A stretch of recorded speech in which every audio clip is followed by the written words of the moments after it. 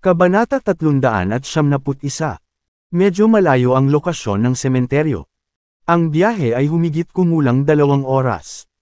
Nang makarating sila sa gate, gayunpaman, isang grupo ng mga bodyguard na nakasut ang hamarang sa kanila. Hawakan mo. Bawal pumasok. Ang nangunguna sa bodyguard na may kasamang walkie-talkie ay napakawalang kwenta. Nagulat si Yulia. Ang libingan ay napakalaking lupain kung saan libo-libo ang nakalibing. Bakit hindi pinapasok ang iba dahil sa isang high-profile na pilgrim ang nasa loob? Hindi ba sila masyadong nagmamayabang? Sa kabila ng kanyang sama ng loob, hindi sinasadya ni Yulia na makipag-away sa mga bodyguard at mahinahong nagtanong, sa tingin mo, gaano katagal ang paglalakbay? Ang bodyguard na may walkie. Matuwid na sagot ni Toki, maaaring tumagal ang amo hanggat gusto niya. Bumalik ka bukas kung hindi ka makapaghintay. Bumalik ka bukas. Hindi na napigilan ni Yulia ang sarili. So, kamag-anak lang ng amo mo. Paano naman ang iba sa atin? Libu-libong pamilya ang nagpapahinga ng kanilang mga kamag-anak dito. Dose-dosenang pumupunta para magbigay galang araw-araw. Bakit kailangang maghintay ang lahat sa labas kapag nandito siya? Hinahayaan lang ng ilang tao ang kapangyarihan na mapunta sa kanilang mga ulo. Iisipin na gusto nila ng Katanji tanging pagtrato sa isang sementeryo sa lahat ng lugar. The man has changed his tune when he heard her words and she'd, isang babaeng katulad mo na nagtatanong sa amo. Siguradong nasusuka ka na sa buhay. Bumaba ng husto ang temperatura sa paligid niya nang umabot sa kanya ang nakakagigil na lamig. Napaatras si Yulia ng 2 hakbang bilang tugon. Mommy, okay. Masasamang lalaki sila. Paprotektahan kita. Lalong balisa si Maika ng suwe ng bodyguard ang kanyang ina at humiwalay sa pagkakahawak ni Alexander. Pinandilatan niya si Maika. Siyempre, pamilya iyon na walang alam sa respeto. 10 segundo. Umalis ka o gagawin kita. Oh, si Alexander, na kanina patahimik, ay nagsimula. Sinabi ba niyang walang respeto ang pamilya ko? Hayaan mong ipakita ko sa kanya kung ano talaga ang ibig sabihin ng walang respeto. Huwag kang makialam sa mga tumatahol na aso. Kaya na sa loob. Hinawakan ni Alexander sa kamay sina Yulia at Maika at nagpatuloy sa gate. Sabi ko umalis ka na. Naririnig mo ba ako? Umungol ang head bodyguard. Nagsimula na ring humakbang ang iba. Parang isang marahas na unos ang kanilang porma habang papalapit sila kay Alexander. Samantala, hindi kumibo si Alexander. Walang makakapidyaw sa kanya kung gusto niya. Gawin ang gusto niya. Ano pa ang ilang bodyguards? Para naman kina Yulia at Maika na nasa tabi niya, wala silang naramdaman sa kanilang pagpatay sa kabila ng kanilang nasaksihan. Pagsalakay. Gaano man kalakas ang bagyo at gaano kalaki ang kaguluhan, si Alexander ay parang isang hangganan na hindi pinapayagang dumaan. Dinala niya ang kanyang asawa at anak na babae at naglakad sa masayang paraan na para bang pumapasok siya sa lupaing walang tao. Ang nagulat ang grupo ng mga bodyguard bago sila nang uuyam na sinabi, walang paraan na matatalo kaming lahat kahit na may mga daye ka. May dala ka pang 2 ekstrang bagahe. Kabanata 372. Sabay-sabay na sumugod ang grupo sa pamilya ng 3. Si Alexander ay tumingin ng malamig sa kanilang direksyon at nagsabi ng isang salita. Scram! Ang kanyang boses ay hindi malakas o galit ngunit ang away ay tila damyugo sa mga bodyguard sa sandaling iyon. Narinig nila siya. Naninigas ang lahat sa pwesto na para bang na-freeze sila.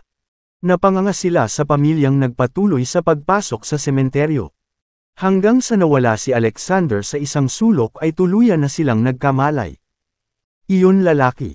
Nakatakot ang hitsura ng mga bodyguard.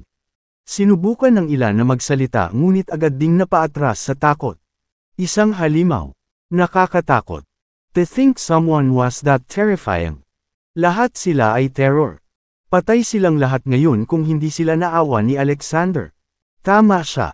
Ang hindi alam ang kanilang lugar at walang respeto ay sila. Siyempre, hindi lang sila ang nabigla. Maging si Yulia ay naging interesado sa maaaring gawin ni Alexander. Nakakamangha. Iyan din ba ay isang uri ng esoteric martial art? Tumango si Alexander at ngumisi. Kung interesado ka, pareho kayong matututo ni Micah. Inakala niya na mas kaya niyang bantayan ang kanyang asawa at anak at protektahan sila mula sa kapahamakan samantalang ang kailangan lang gawin ni Yulia ay panatilihing maganda ang kanyang sarili. Nagbago ang isip niya. Mas magiging kalmado siya kung makakapulot siya ng ilang treat para ipagtanggol ang sarili niya. Nagyaya si Micah. Oo. Natututo si Mommy sa akin. Tuturuan tayo ni Daddy ng magagandang skills, okay. Sinadya siya ni Alexander. Tatanggi ako kung hindi mo ako hahalikan. Humajijek si Micah at pumayag. Madali lang yan. She then kissed him on the cheek. Isa lang. Alexander chuckled and turned the other way. Smack. Micah kissed him again. He finally nodded in satisfaction. Napakabait mong babae. Tuturuan ko kayo ni Mommy pag-uwi natin bukas. Kung may nang-aapi sa iyo, maaari mong ibalik ang pabor kung wala si Daddy. Umirap si Micah at nagpout. Kampi ka, Daddy. Natigilan si Alexander. Ano ba ang ibig sabihin nito? Kailangan kitang halikan ng 2 beses, Daddy. Tinuturuan mo si Mommy kahit hindi hinalikan ni Mommy si Daddy. Galit na ungol ng bata. Halos mapahagalpak siya ng tawa nang marinig ang sinabi nito. Tulad ng inaasahan ng aking anak na babae. Ngumisi si Alexander kay Yulia. Namula ang mukha ni Yulia habang nakangisi. Ang kanyang mga ngipin. Galit siyang sumigaw, Micah Sue. Here's my precious daughter biting the hand that feeds her. Kung hindi pa siya ipinanganak noong Oktubre, maghahinala na siya kung si Micah ay kadugo talaga ni Alexander. Tinutulungan niya si Alexander na guluhin siya. 24/7. A brat that snitched on her. Sariling ina. Hindi. Hindi yan tama. Bata pa lang si Micah. Ano kayang malalaman niya? Si Alexander siguro ang nagturo sa kanila ng lahat ng nalalaman niya habang abala siya sa trabaho. Hindi maiwasan ni Yulia na mapatingin kay Alexander sa pag-iisip. Siguradong mapapaatre si Alexander kapag napatitig siya sa ibaba. Sa nakaraan ngunit nagbago ang panahon. Tila hindi na niya alam ang kahihiyan. Sinimulan niya sa isang marangal na paraan, we've always teach Micah good from the bad. Bilang isang ama, dapat kong gawing patas ang mga bagay. Kaya, bakit hindi magtulungan kahit minsan lang? Kabanata 373. Si Alexander ay kumikilos na parang isang ganap na halimaw. Nagalit ito ng husto sa kanyang anit na nanginginig. Siya, gayunpaman, ay namula lamang at tumayo sa kanyang mga tiptoe upang bigyan ang kanyang asawa ng isang halik sa pisngi sa harap ni Micah. Iyon ay dapat na higit pa sa sapat. Wika ni Yulia na nahihiya. Hindi pwede. Isa pa. Mommy should also make it as loud as my kiss. Bulalas ng maliit na batang babae habang tumayo para bantayan ito. Alexander was wearing a Cheshire green. There was no doubt they were fated to be together. Si Yulia naman, walang gusto. Higit sa lahat. Pasapaghampas sa kanyang anak sa sandaling iyon. Ang ekspresyon ng batang babae, na napakawalang alam sa mga paraan ng mundo, ay nagpaisip sa kanya ng 2 beses. She instead got on her tiptoes once more and kissed his other cheek. There was a loud smack this time. She had no choice. Si Alexander ay tiyak na mangungutya sa kanya kung ang bata ay magpipilit na magsisimulang muli.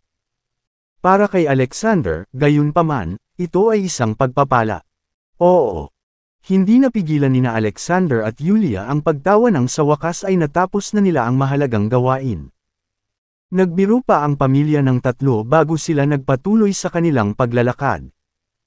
Biglang natigilan si Yulia sa kinatatayuan nila nang malapit na nilang marating ang pamilyar na lapida. Nasinundan ni Alexander ang kanyang tingin. May nakatayong isang lalaki na nakasuot ng itim na tunika sa harap ng puntod ng ina ni Yulia. Mukha itong isang lalaki na nasa edad na 50 at tila bumubulong sa lapida. Nang marinig niya ang paggalaw sa kanyang likuran, lumingon siya at sinulyapan ang pamilya. Kumunot ang kanyang noo. Malinaw niyang sinabihan ang mga bodyguard na iyon na huwag papasukin ang sinuman. Ano ang nangyari sa kanila? Akala ba nila ay mababayaran sila pagkatapos magpakalma sa trabaho? Isang dosina sa kanila ang hindi makapagpigil sa isang lalaki kasama ang kanyang pamilya. Ito ang libingan ng aking ina. Sino ka kaya? Humakbang si Yulia at nagtanong. Nanay mo. Nanginginig ang lalaki. Anak ka ni Phaedra. Oo, ako nga. Tumango si Yulia. Napatingin ang lalaki kay Yulia at hindi napigil ang mapabuntong hininga. You really have her eyes. Kilala mo ang nanay ko. Kaibigan ba kayo o pamilya? Tanong pa ni Yulia. Ang kanyang ina, si Phaedra Lucas, ay pumanaw ng kaunti pagkatapos niyang ipanganak. Ang tanging alaala niya sa kanyang ina ay ang ilang mga larawan. Wala siyang alam tungkol sa kung saan siya ipinanganak. O kung sino siya. Pamilya at mga kaibigan ay. Ang kanyang pagnanais na malaman ay napukaw sa paningin ng kanyang pagbisita sa kanyang libingan. Nais niyang malaman ang lahat tungkol sa kanyang ina. Ako si Jeffrey Lucas. You can refer to me as your uncle kung gusto mo. Nagsalita ang lalaki. Mabait. Uncle. Yulia was taken aback for a split second. Si inay ay isang Lucas. Isa ring Lucas ang lalaking ito. Ang sabi niya ay maaari ko siyang tawaging uncle. Kapatid siya ng nanay ko. May pagkakahawig nga siya sa kanyang ina sa mga larawan nang muli itong tumingin sa kanya. Tila kamag-anak nga ang lalaki sa kanyang ina. Hindi niya lang inaasahan. Upang makilala ang kanyang tiyuhin dito sa lahat ng lugar. Bago siya makapagsalita, nagsalita si Jeffrey, pumunta ako sa Cloudtopia para sa negosyo at nagpas siyang dumaan kapag nagkataong nasa lugar na ako. Aalis ako since nandito ka na. With that, inilagay ni Jeffrey ang kanyang mga kamay sa likod niya, nilagpasan sina Alexander at Yulia, at tinungo ang gate. Kabanata 374. Ibinuko ni Yulia ang kanyang bibig ngunit walang binibigkas habang pinagmamasdan ang pag-alis ng lalaki. Maaaring si Jeffrey ang kanyang tiyuhin, ngunit minsan ay hindi niya narinig ang tungkol sa lalaki. Marami siyang gustong sabihin sa kanyang ina. Mga salitang hindi niya kayang sabihin sa estranghero na nagsasabing tiyuhin niya. Inahabang pinupunasan ang lapida. Pagkatapos ng lahat, hinarap ni Alexander ang lapida at mapagkumbabang yumuko. Huwag kang mag-alala, ma'am.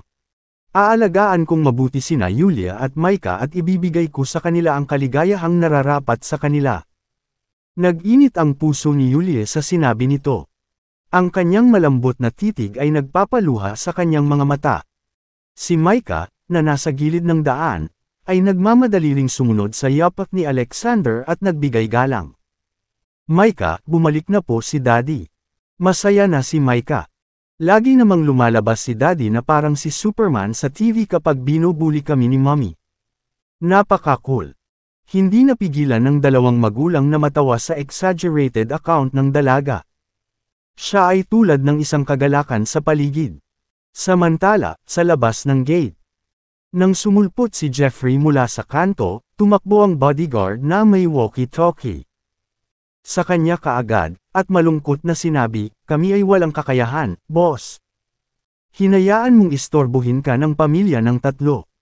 Hindi mo sila napigilan kapag marami kayo. Natigilan si Jeffrey. Ipinapalagay niya na ang mga lalaking nagbabantay ay huminahon ng ang katotohanan ay ibang-iba kaysa sa inaasahan. Wasn't this far too odd? Ang grupo niya ng mga bodyguard ay ang elite ng elite. Walang isyu sa kanila ang 1,000 tropa, lalo na ang 100 martial artist. Gayunpaman, sumuko sila sa pamilya. Sa tatlo, ang dalawa ay malinaw na hindi sanay sa pakikipaglaban. Napakahusay ng kanyang sarili. Paumanhin, sir. Ipinagpalagay ng mga bodyguard na naruroon ang galit ni Jeffrey at inamin ang kanilang mga pagkakamali. Kinaweyan niya sila. Walang malaking kahihinatnan. Gaano man kalakas ang binatang iyon, walang dapat ikatakot kapag tumayo siyang mag-isa. Bago umalis, binalik niya ang tingin sa sementeryo at bamulong sa sarili, ginagawa ko ito para sa kapakanan. Nang sambahayan ni Lucas, si Phaedra. Naniniwala akong hindi mo ako hahatulan sa aking gagawin, dumating ang sumunod na araw sa isang kisap mata. Ika-70 kaarawan ni Leon Su. Ang matanda ay nakakulong sa kama 4 na taon na ang nakakaraan. Lahat ng mga ari-arian sa ilalim ng. Ang pangalan ni Sue ay pinangangasiwaan ni Gail Sue, ang madam ng pamilya Sue. Si Alexander at Yulia ay bumisita sa matanda kanina at hindi lamang pinaalis ang nakamamatay na ingrate na kumagat sa kamay na nagpapakain sa kanila kundi nagpapagaling din sa kanyang karamdaman. Ang matanda pagkatapos ay bumalik ang lalaki sa baboy ng kaarawan ni Madam Sue at nabawi ang kontrol sa pamilya Sue, na sinusunod sa mga matatandang empleyado at mga kasosyo ng kumpanya na mabawi ang kanilang tiwala sa kanila. Ang pinakabagong anti-blemish cream project ni Yulia ay puspusan din ngayon. Ang sinumang nagnanais ng hiwa ng pai ay kailangang maghanda ng mga masaganang regalo para pabor sa matanda. Nang dumating sina Alexander at Yulia sa tahanan ng pamilya Sue kasama si Micah sa hila ng 10:00 ng umaga, ang looban ay napuno na ng mga lalaki at mga babaeng nag-uusap. Kabanata 395. Inatasan ni Leon sina Yvonne, Georgia, at Tyler na salubungin ang mga panauhin sa tarangkahan ng bakuran. Nang makita si Alexander at ang kanyang pamilya, agad na nagdilim ang mukha ni Yvonne. Pinahiya sila ni Alexander at ni Nolan sa antique shop at sa auction noong nakaraang araw. Paanong hindi niya ito masusuklam ngayon? Namumuo ang sama ng loob sa puso ni Yvonne. Nais niyang masunog ang katawan ni na Alexander at Yulia para maging abo ng husto. Kaagad, sinaway niya, Yulia, alam mo ba na ngayon ang 70 taong gulang na kaarawan ni Lolo? Kaninang madaling araw ay pumunta kaming tatlo dito para i-welcome ang mga bisita. Ngunit dumating ka nang magsisimula na ang hapunan. How dare you? Sa tingin ko hindi niya sineseryoso si Lolo. Ngumuso si Georgia. Si Yvonne, Georgia, at Tyler ay pinababa ni Leon para magtrabaho sa entry-level sa sales department. Nagdusa sila ng husto at kinailangan nilang tiisin ang mga batikos mula sa ibang mga empleyado. Nakakahiya talaga para sa kanila, at sinisi nila ang lahat kina Yulia at Alexander. Kung hindi pa napagaling ni Alexander si Leon, mag-e-enjoy pa rin sila sa kanilang buhay bilang mga tagapagmana at tagapagmana ng pamilya. Tama. Palaging sinasabi ni Lolo na kami ay walang pag-iisip at hindi matapat, ngunit kami ang gumawa ng lahat ng gawain. Hindi tulad ng ilang tao. Marunong lang silang magpaka kay Lolo. Hindi ko talaga alam kung tumatanda na si Lolo at hindi na matukoy ang mabuti sa masama. Sarcastic na sigaw ni Tyler. Napakunot naman ang noo ni Yulia nang marinig iyon. Bagaman hindi siya naabala sa sinabi ni Tyler ay sobra-sobra ang paninira kay Leon. Biglang itinaas ni Alexander na nakatayo sa tabi nila ang phone niya at ngumisi. Oy, ni-record ko lahat ng sinabi niyo kanina. Gusto mo bang laruin ko ito sa harap ni Lolo mamaya? Ikaw. Bulalas ni Yvonne at ng iba pa. Muli na sana nilang hahatulan si Alexander nang mapansin nilang nagre-record pa rin si Alexander. Dahil doon, hindi sila nang ahas na magsabi ng anuman. Hindi sila nagustuhan ni Leon. Baka paalisin niya sila sa pamilya, hayaan mo silang magtrabaho sa sales department kung narinig niya iyon. Sa oras na iyon, mapapahamak na sila. Habang nagmumuni-muni si Yvonne, lumapit si Calvert. Sinulyapan niya sina Yvonne, Georgia, at Tyler at sinabing, napakaraming bisita sa pinto, ngunit walang tumatanggap sa kanila. At ikaw? May oras pa bang makipagtalo ang mga lalaki dito? Bilang magiging pinuno ng pamilyang Sue, si Calvert ay mahigpit, at medyo nakakatakot siya sa mga kabataan. Nang matanong ni Calvert, si Georgia at Tyler ay napabuntong hininga at nagmamadaling umalis. Mabilis silang bumalik para salubungin ang mga panauhin.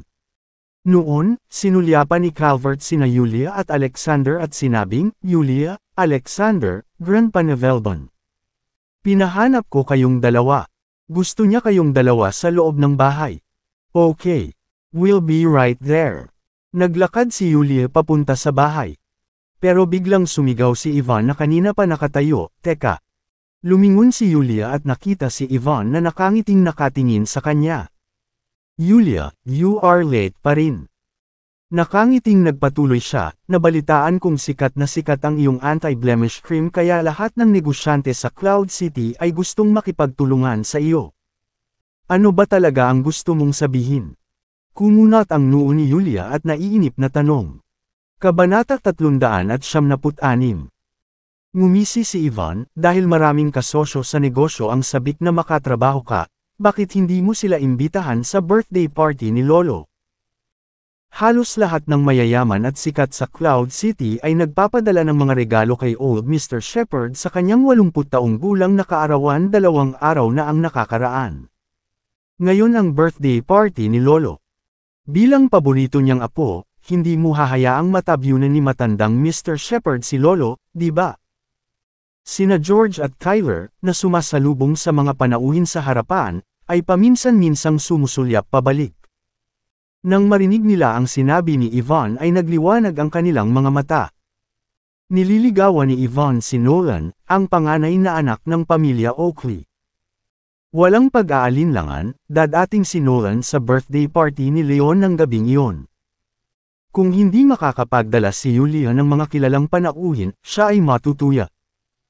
Sa katunayan, hindi nila inaasahan na si Yulia ay maaaring magdala ng kahit na sinong mga kilalang panauhin kahit na ang kanyang anti-blemish cream ay popular.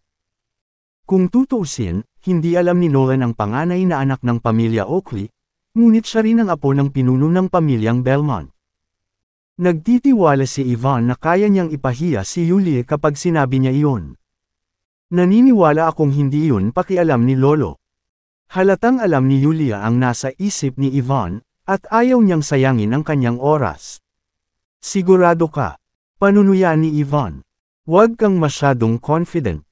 Hindi mo talaga sineseryoso ang birthday party ni Lolo, no? Sa sandaling iyon, tumunog sina Georgia at Tyler. Pinapuri ka ni Lolo kaninang umaga. Ang sabi niya, lumalawak ang Kerim fashion dahil sa iyo. Ikaw ang pinakamalamang na tao na makamit ang kanyang pangarap ngunit paano mo siya binaygo? Sa palagay ko ay nangangako ka ng higit sa kaya mong tuparin. Tama iyan. Hindi man lang siya makapagdala ng mga distinguished guests sa birthday party ni Lolo. She's all talk and no action when it comes to doing something. Noong nag-aaway lang sila, ang boses ng mayordoma ay nanggaling sa pinto. CEO of the Crown Corporation, Mr. Pumasok ang itim na suit na may kurbata at siya ng beer na napapalibutan ng isang grupo ng mga tao. Si Homer iyon, ang may-ari ng Crown Club. Ang Crown Club ang pangunahing negosyo ni Homer. Gayunpaman, mayroon din siyang iba pang negosyo sa ilalim ng Crown Corporation. Formal, tatawagan siya ng mga tao bilang CEO ng Crown Corporation. Nang makita si Homer, nagdilim ang mukha ni Ivan. Naramdaman niyang nag-iinit ang mukha niya. Mahigit 2 buwan na ang nakalipas, nang si Yulia ay inagaw sa Crown Club ni Nicholas. Nakita ni na Ivan at Harry si Alexander na pumasok sa club ng walang pass. Tila pamilyar siya kay Homer. Malamang na dumating si Homer. Dahil kay Alexander ngayon. Napaka-conceited ni Ivan kanina kaya hindi niya inaasahan ang isang sampal sa mukha niya ngayon. Gayunpaman, hindi iyon alam ni Yulia. Nang makita ni Ivan si Homer, napabulalas siya, oh my God! Ito ay si Mr. McGee mula sa Crown Corporation. Nandito siguro siya dahil kay Nolan. Sinabi ni Nolan na si Lolo ang dignidad ng pamilya Su, at dapat nating seryosohin ang kaarawan ni Lolo. Hindi niya ako binaygo.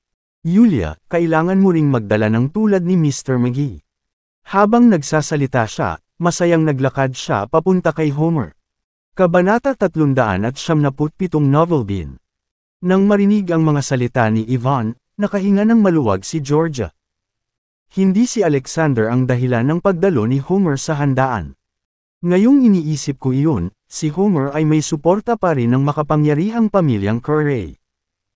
Bukod sa nobyo ni Ivan, si Nolan, ito magkakaroon ng milagro para sa isang tao na mag-imbita sa kanya sa isang kaganapan. Kahit nakilala ni Alexander si Homer, imposible pa rin siyang anyayahan na magpakita sa piging ng kaarawan ni Old Mr. Shepherd. Gaya ng naisip ni Georgia, siya ay may mapagmataas na hitsura. Sa kanyang mukha muli. Sinulyapan niya sina Alexander at Yulia, pagkatapos ay sinabing masama, Alexander at Yulia. Tingnan sina Ivan at Mr. Oakley, pagkatapos ay tingnan ninyo ang inyong mga sarili. Pareho kayong mga apo at apo, pero ang pinagkaiba ay. Bago matapos ang kanyang pangungusap, napansin niyang hindi pinansin ni Homer si Ivan at dirdiretsong naglakad patungo kina Alexander at Yulia. The way he was scurrying made him look clumsy. Once he was right sa harap ni Alexander ay agad namang tumango si Homer at ngumiti sa kanya. Ikinagagalak kung makilala kayo, Mr. at Mrs. Tomas. Ano? Mr. at Mrs. Tomas. Nakanganga ang bibig ni Georgia, at nanlaki ang mga mata nito na parang mga platito nang makita ito. Sa tabi niya, nakaramdam din ng pagkahilo si Tyler habang kumikislap ang mga mata. Ayon kay Ivan, hindi ba si Homer ang inimbitahan ni Nolan? Kung hindi, bakit kina Alexander at Yulia lang ang tingin niya sa una? Tsaka, tingnan mo si Homer na kinakabahan at awkward sa harap ni Alexander. Si Homer McGee ba talaga ito ang CEO ng Crown Corporation at ang underground overlord na kinatatakutan ng lahat sa Cloudtopia? Samantala, halu-halong damdamin din ang nararamdaman ni Ivan tungkol dito. Naramdaman niya ang pagpapakita ni Homer sa handaan dahil sa kanyang kasintahan. Nakaramdam siya ng pagkahilo kanina lang, alam niyang magagamit niya ito para kutsain si Yulia, ngunit hindi niya inaasahan na mabilis itong maibabalik ng mga mesa. She awkwardly stood, greeting her while glaring at Alexander and Yulia. Nais niyang mawala sila sa sandaling iyon. Kasabay nito, naguguluhan pa rin siya sa sitwasyon. Kahapon ay malinaw na nakipag-usap siya kay Nolan gamit ang impluwensya ng pamilyang Oakley at Belmont para pigilan ang sinuman na dumalo sa piging ng kaarawan ng kanilang lolo alang-alang kay Yulia. Sa kapangyarihan ng mga pamilyang Oakley at Belmont, dapat ay isang paglalakad sa parke upang magpadala ng imbitasyon sa pamilya Curray. Si Homer McGee ay isang pawn lamang sa pamilyang Curray. How dare he greet Alexander and Yulia?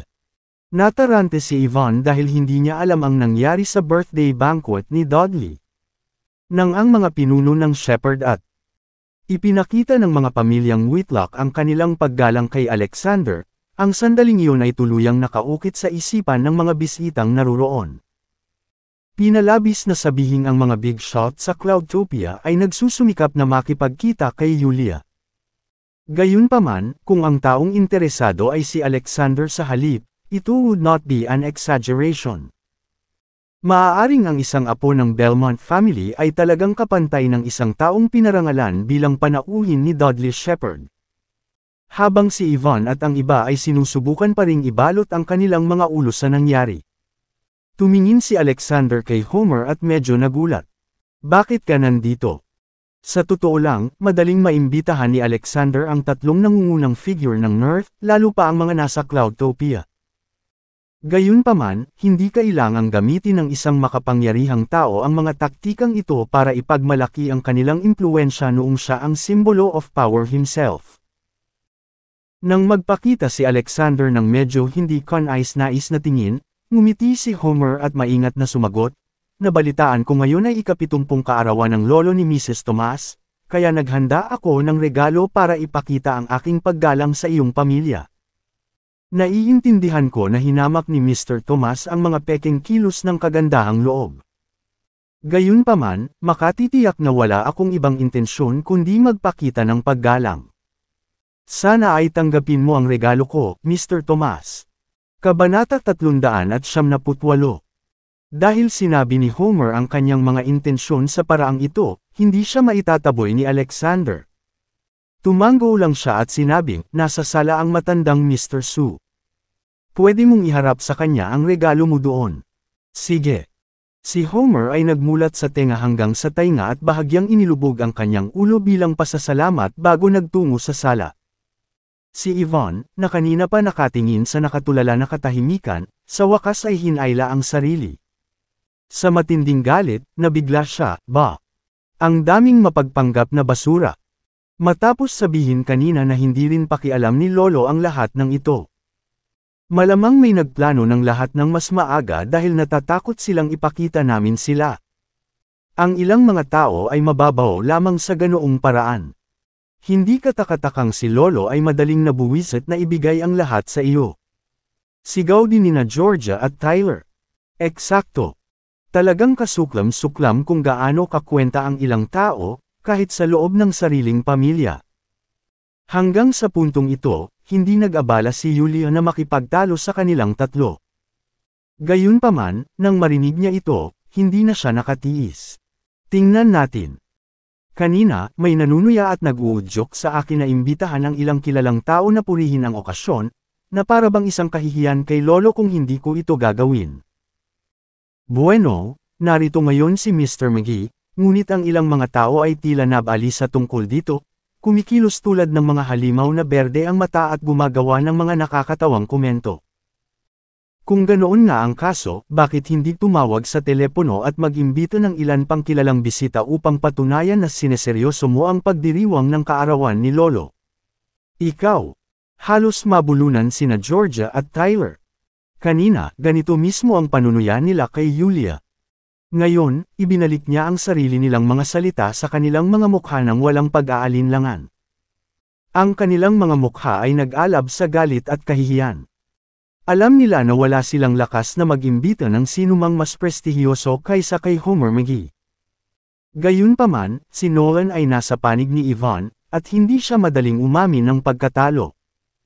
With a contemptuous little smirk, she remarked scoffingly to Yulia, "Homer McGee lang naman. Sino ang nakakaalam kung anong uri ng palihim na pag-aayos ang ginawa mo sa kanya para makipagtulungan siya sa iyo sa maliit na komedya na ito? Kung gusto mong maka-score ng isa kaysa sa akin, bakit hindi ka mag-imbita ng ilan pang mga VIP?" Sa sandaling sinabi niya ito, ang mayordomo ay nagpahayag sa isang malinaw at nagdadalawang boses, "Mr. Brad Moody," na kumakatawan sa pamilyang Moody. Biglang inatake si Yvonne ng isang pakiramdam ng pag-iisip. Maaaring hindi isa sa 4 grade ang pamilya Moody. Mga pamilya, ngunit ang kanilang kapangyarihan at impluwensya ay pangalawa lamang sa mga Whitlock. Sa katunayan, maaari silang ituring na 5th grade family ng Cloudtopia. Maging ang pamilya ni Nolan, ang mga kilalang Oakley, ay wala kahit saan sa mga Whitlock, sa kabila ng pagkakaroon ng mga koneksyon sa pamilya sa mga Belmont. Sa madaling salita, si Brad Moody, ang pinuno ng pamilyang Moody, ay isang miyembro ng pinakamataas na elite circle ng Cloudtopia. Halos hindi akalain na may ganoong tao na sumulpot sa tirahan ni Sue nang biglaan. Hindi siya maaaring dumating dahil kina Alexander at Yulia, hindi ba? Sa oras na si Yvonne ay nagkaroon ng oras upang i-proseso ang mga ligaw na pag-iisip na umiikot sa kanya. Utak, nilapitan na ni Brad sina Alexander at Yulia, binati sila ng buong galang. "Good evening, Mr. and Mrs. Tomas." Bago pa makasagot si Alexander, mabilis na idinagdag ni Brad sabay nguso, "Mrs. Tomas, nabalitaan ko na ipinagdiriwang ng iyong lolo ang kanyang ika-70 kaarawan. Naisip ko na gagawin ko ang kalayaang dumaan upang i-toast ang kanyang mabuting kalusugan. Sana pareho kayong patawarin ang pag-aakala ko." Saglit na nawala ng pagsasalita si Alexander. Ang lahat ba ng mga taong ito sa paanuman ay misteryosong nakakaalam ng lahat? Isa-isa silang nagpapakita ng mga regalo para kay Leon. Hindi niya kaya, sa buong budi, na palayasin sila, hindi ba? Higit pa rito, ipinasok niya si Homer sa sala upang magbigay galang kay Leon, kaya hindi niya mapipigilan si Brad na gawin din iyon. Dahil dito, matamang tumanggo si Alexander at magalang na sumagot, "Siyempre, Mr. Moody, huwag mong isipin iyon." Ang matandang Mr. Sue ay nasa sala, mangyaring pumasok. "Salamat, Mr. Tomas." Napangiti si Brad at yumuko bilang pasasalamat. Nakatayo lang doon sina Yvonne, Georgia, at Tyler, nakanganga sa hindi makapaniwala. Novel Bean. Kabanata 379. Kung hindi pa nagpakilala si Brad, magtataka sila kung pinaglalaruan sila ng kanilang mga mata. Isa siyang bigwig na may 10 bilyong dolyar na mga asset. Sa isang pagbahin lang, makakapaglabas siya ng napakalaking cascade of effects. Ano sila Alexander at Yulia? Paano nila nakuha ang respeto ni Brad? Nais kaya ni Brad ang isang piraso ng aksyon sa proyekto ng anti-blemish cream ng Kerim Fashion? Gayunpaman, ang paliwanag na ito ay tila medyo malayo. Hindi lang sila ang nabigla. Maging si Calvert, na nakatayo sa gilid, ay natulala rin. Wala siyang ideya na magkakaroon ng ganoon kalakas na reputasyon si Alexander. Nang sabihin ni Alexander kay Brad na bigyan ng courtesy visit si Old Mr. Su sa sala, nanginginig ang kanyang puso. Sinugod niya si Brad at napabulalas, "Mr. Brad, teka. Ikaw ay isang natatanging panauhin sa mga pinarangalan na panauhin. Tunay na isang karangalan na biyayaan mo ang aming tahanan dito sa tirahan ng Su. Ang iyong pagbisita ba ay para sa isang tiyak na dahilan? Papalabasin ko si Lolo at salubungin ka kaagad." Kung ang hitsura ni Homer kanina ay nambobola sa pamilya Su, ang pagbisita ni Brad ay agad na nag-apoy sa kaluluwa ni Calvert. Baka hindi man lang siya mamit kahit na pumunta siya sa kanyang lugar, hayaan na lang ang ideya na dumalaw si Brad kay Old Mr. Su para batiin siya ng maligayang kaarawan. Nagsimulang bumilis ang tibok ng puso ni Brad nang marinig niya ang mga salita ni Calvert. Paulit-ulit niyang winuwagayway ang kanyang mga kamay at sinabing, "Hindi na kailangan, Mr. Calvert. Bakit dapat lalabas si matandang Mr. Su upang salubungin ako kung siya ang aking nakatatanda?" Hindi niya alam kung sino ang matandang Mr. Su noong una. Gayunpaman, dahil kay Yulia, kahit si Alexander ay kailangang tawagan si Old Mr. Su bilang lolo, kaya paano niya pahihintulutan ang matandang Mr. Su na lumabas para batiin siya? Hindi ba labag iyon sa orihinal niyang layunin sa pagpunta rito? Walang pakialam si Brad kung ano ang naging reaksyon ni Calvert sa sandaling iyon. Binilisan niya ang lakad at tinungo ang sala ng pamilya Su. Maliban kina Alexander at Yulia, lahat ng naruroon ay nakanganga ang bibig at bakas sa mukha ang kawalan ng paniwala. Kahit sinong may mata ay makikita na dumating si Brad para ipagdiwang ang kaarawan ng matandang Mr. Su bilang paggalang kina Alexander at Yulia, at kumikilos din siya. Pambihirang mapagpakumbaba. Ngayon, si Ivan at ang iba pa ay nalilito kung paano mabayaran ang kanilang mga ginawa. "Alexander, Yulia, ano ang nangyayari kay Mr. Brad?" Hindi napigilan ni Calvert na magtanong. Si Yulia naman, napatingin kay Alexander na nagtataka. Napangiti si Alexander nang walang magawa. Mukhang naudlot ng tuluyan ang plano niyang mag-maintain ng low profile ngayon. Dahil nagawa ni Homer at Brad. Alamin ang balita at lumabas ng hindi inanyayahan, ilang iba rin siguro ang nakarinig tungkol dito. Dahil sa kung gaano kasabik ang mga taong iyon na nag-toast sa kanya sa piging ng kaarawan ni Old Mr. Shepherd noong nakaraang araw, ang araw na ito ay lalala lamang. Nagpadala ng hinarap ni Alexander si Calvert, "Calvert, bilasan mo at hilingin sa organizer ng event na magdagdag pa ng upuan. Walang alinlangan na mas maraming hindi imbitadong bisita ang darating sa lalong madaling panahon upang ipagdiwang ang kaarawan ni Lolo." Saglit na natigilan si Calvert, pagkatapos ay tumango at sinabing, "Okay." Nang tatalikod na siya at aalis, nagtanong siya ng pansamantala. "Ano sa palagay mo ang tungkol sa pagdaragdag ng isa pang pagkain? Tama na iyon, tama ba?" Ngumiti si Alexander at umiling, sinabing, "Magdagdag ka pa ng 10 mesa." "Ano? 10 mesa?" Maging ang palaging binubuong si Calvert ay hindi napigil ang mapabulalas nang marinig niya ang numerong iyon. Tumingin si Alexander sa mahabang pasilyo kung saan gaganapin ang piging at sinabing, "Sa tingin ko lahat ng mahabang koridor na pinagsama ay maaari lamang magdagdag ng 10 mesa. First in, first seated." Sa wakas, kapag wala ng mga upuan, tanggapin ang kanilang mga regalo at bigyan sila ng isang bote ng alak bilang kapalit. Sa ganoong paraan, kahit papaano, hindi sila darating ng walang kabuluhan. Ito. Nabigla si Calvert sa mga sinabi ni Alexander kaya nawalan siya ng masabi. Namula ang mukha ni Ivan at ng iba dahil sa galit at namumutla. Mula sa pangamba, 10 mesa. 100 upuan iyon. Nobela. Kabanata 400. Walang dapat ikagulat kung ang mga inimbitahang kamag-anak at kaibigan ay nagdala ng kanilang mga miyembro ng pamilya sa daan-daan. Gayunpaman, batay sa tono ni Alexander at sina Homer at Brad, na nauna nang nagsimula sa Catalista, ang mga hindi inanyayahang bisita, na binanggit ni Alexander ang pinakamalamang na hindi maihahambing kay Brad. Gayunpaman, hindi rin sila maaaring maging mas masahol pa. Sa pinakakaunti, sila ay magiging mas mataas na katayuan sa lipunan kaysa sa pamilyang Su.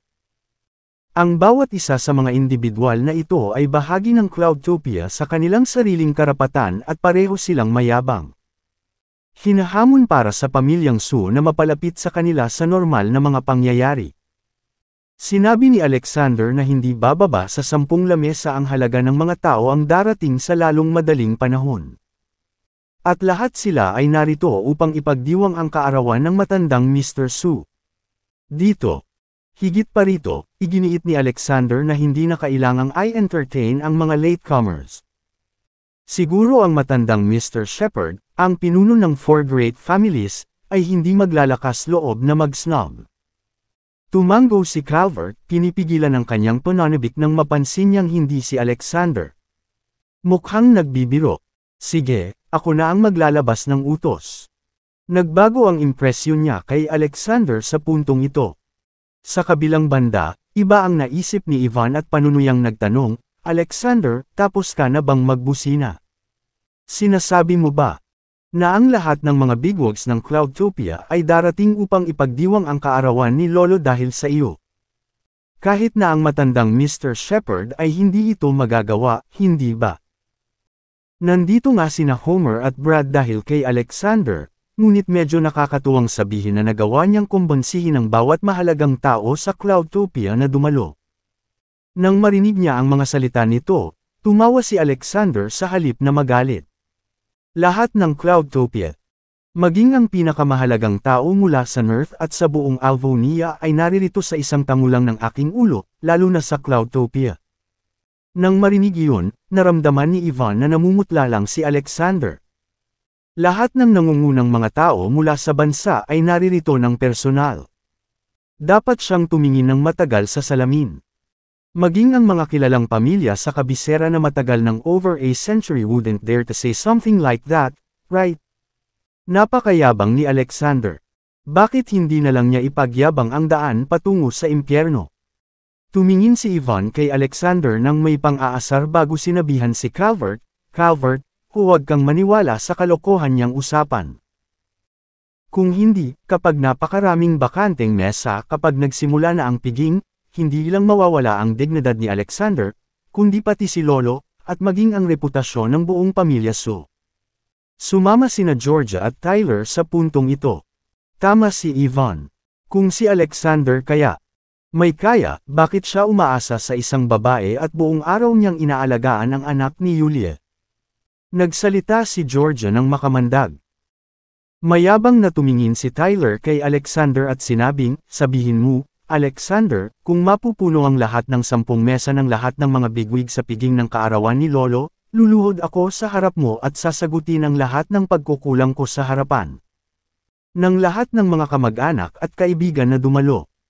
Gayunpaman, kung wala pang 10 mesa ang ganap na okupado, gagapang ka na parang aso sa harap nilang lahat. Humagalpak ng tawa si Alexander at sinabing, Tyler, ikaw ba talaga yan? Desperado na lumuhod sa harapan ko at itama ang mga pagkukulang mo. Fuck you. Naiinis na sabi ni Tyler, stop whining like a pussy. Naglakas loob ka bang tanggapin ang hamon ko? Ano ang kinatatakutan kong gawin?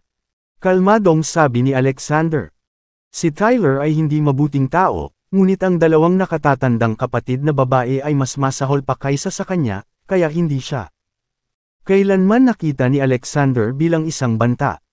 Siya ay hindi inaasahang umakyat ngayon upang makakuha ng ilang katayuan para sa kanyang sarili.